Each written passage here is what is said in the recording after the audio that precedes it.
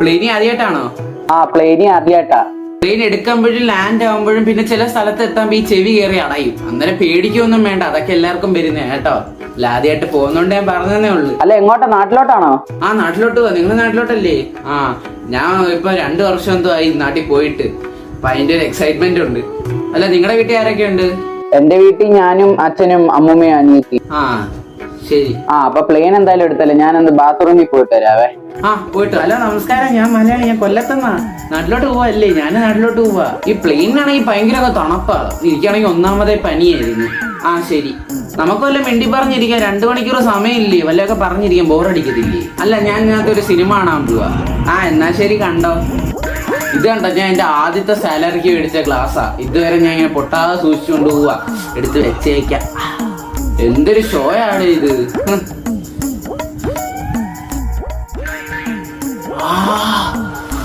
എന്തുവാടാ ഇത്? കുറച്ചു നേരത്തേക്ക് എന്റെ കണ്ണും കറുത്തു പോയല്ലോടാ. എന്തിനാടാ ഇട്ട് അടിച്ച തന്നെ? ഒരു കൊതു ഇരുന്ന് എന്നെ അടിച്ചതാ. നിന്റെ കൊതു.